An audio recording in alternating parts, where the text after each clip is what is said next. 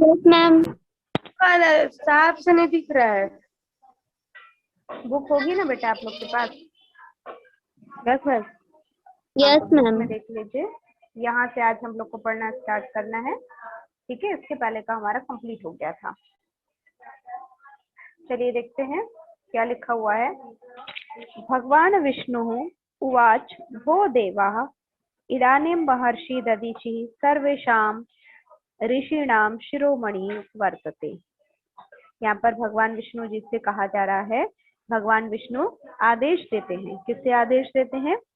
महर्षि दधीचि के समीप जाने के लिए बता रहे हैं। तो भगवान विष्णु के आदेश से सभी देवता महर्षि दधीचि के समीप गए। किसने आदेश दिया? भगवान विष्णु ने आदेश दिया। भगवान विष्णु के आदेश से सभी देवता महर्षि दधीचि के समीप चले गए। ठीक है। मैम उवाच यानी आदेश व्रतोपवास होता है। से आ? उवाच यानी आदेश होता है। हाँ, ओके मैम। चलो देखते हैं क्या था। भगवान विष्णु उवाच भो दैवा इदानी महर्षि दधीचि सर्वेषां ऋषीणाम शिरोमणि वर्तते।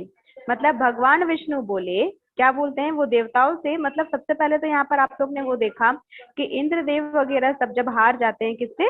वृत्तासुर से। वृत्तासुर से हार जाते हैं तो वो लोग कहाँ जाते हैं? भगवान विष्णु के शरण में जाते हैं। और क्या बोलते हैं उनसे?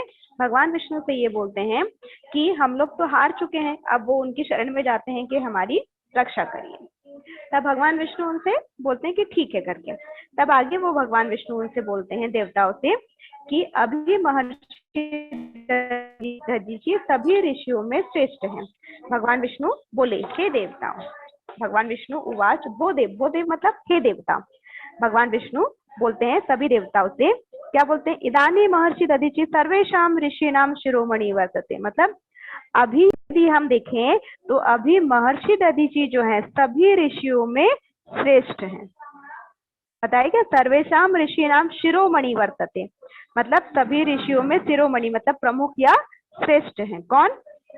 महर्षि दधीचि।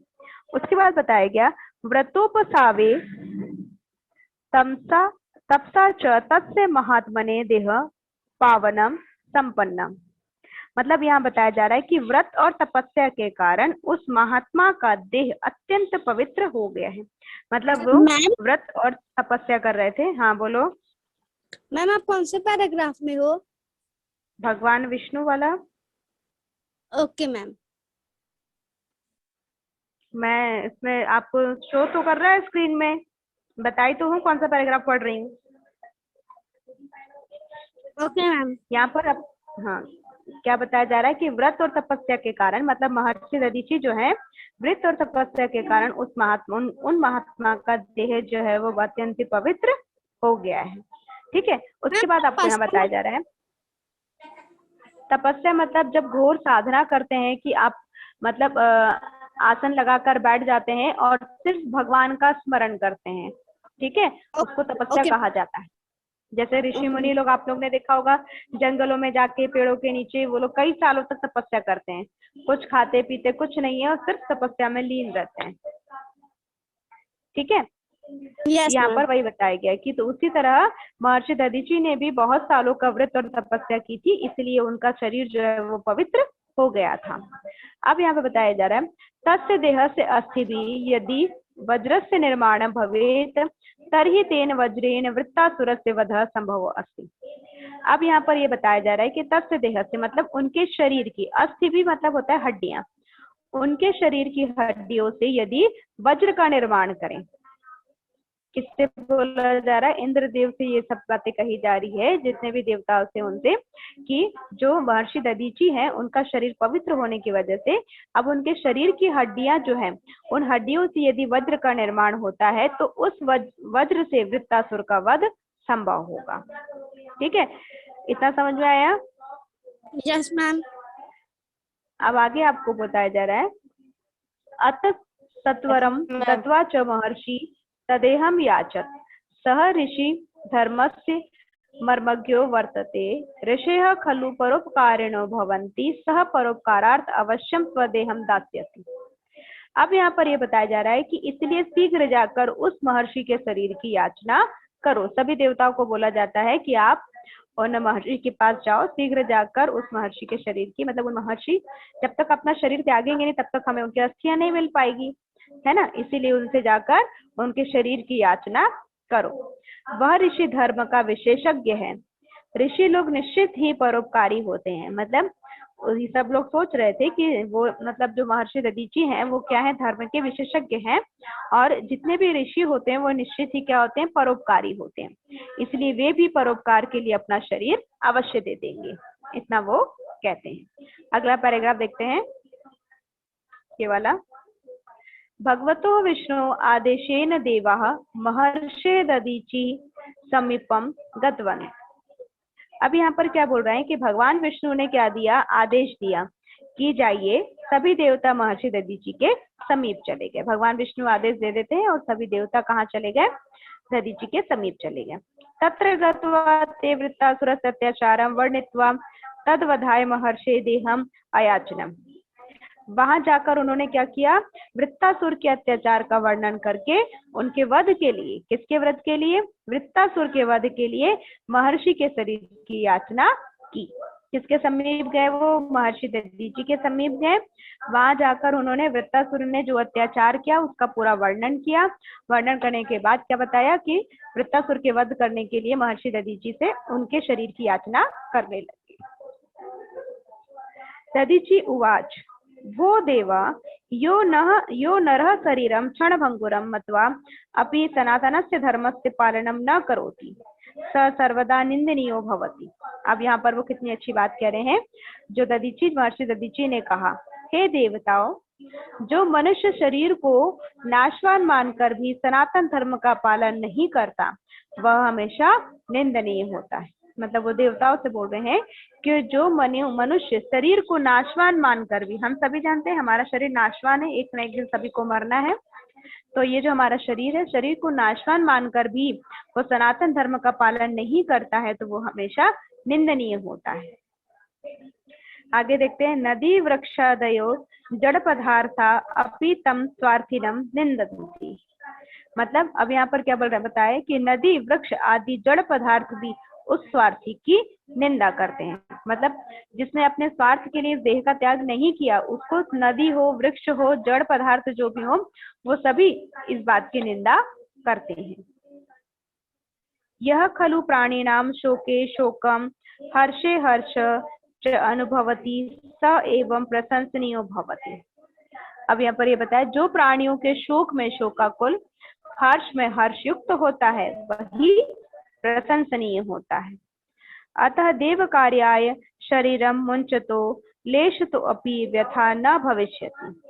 इसीलिए देवताओं के कार्य के लिए अपना शरीर त्यागते हुए मुझे थोड़ा भी कष्ट नहीं होगा। देव कार्याय शरीर, मतलब देव कार्यों के लिए मैं यदि अपने शरीर को त्याग भी कर दूं तो मुझे कोई भी कष्ट नहीं होगा।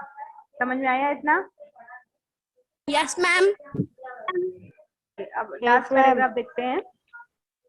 एव मुक्त्वा महर्षि दधीचि भगवंत ध्यायन स्वदेहम अयज्यत। ऐसा जब एव मुक्ता महर्षि, मतलब इतना कहकर, ऐसा कहकर महर्षि दधीचि ने भगवान का ध्यान करते हुए अपने देह का त्याग कर दिया। स्वदेहम अत्यज्यत, मतलब भगवान के ध्यान में गए और भगवान का ध्यान करते हुए उन्होंने अपने देह का त्याग कर दिया।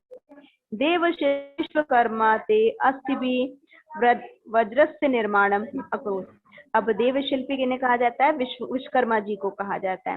मतलब विश्वकर्मा जी भगवान के स्वरूप हैं, वो जितनी भी नई चीजों को बनाने का काम सभी विश्वकर्मा जी करते थे। तो देव शिल्पी विश्वकर्मा जी ने उन अस्थियों से वज्र का निर्माण कर दिया।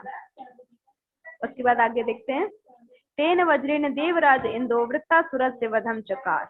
मतलब उस वज्र से देवराज इंद्र ने वृत्तासुर का वध कर दिया।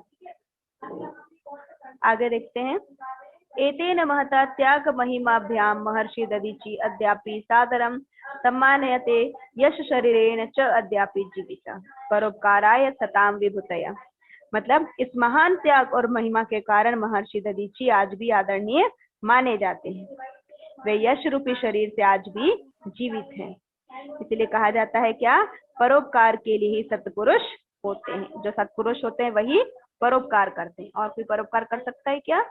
नहीं कर सकता। यदि हमसे आज कहा जाए कि आप अपनी देह त्याग कर दीजिए कि किसी कारणवश की काश कोई जिसको मतलब हम परोपकार कर सके या किसी का कल्याण कर सके, तो वो काम हम नहीं कर सकते, क्योंकि ये सभी काम जो सत्पुरुष होते हैं, ज्ञानी होते हैं, महर्षि होते हैं, ये सभी काम वो लोग कर सकते हैं। तो ये पार्ट आप लोग को समझ में आ गया महर्षि Dadhichi? Yes, ma'am. Yes, ma'am.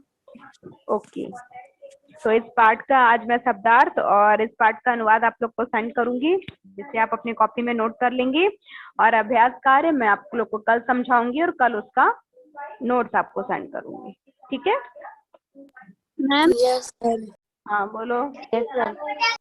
Ma'am मैंने शब्दार्थ लिख लिया, तो उसे चेक करवाने के लिए ग्रुप में सेंड कर दूं? हाँ कर दीजिएगा।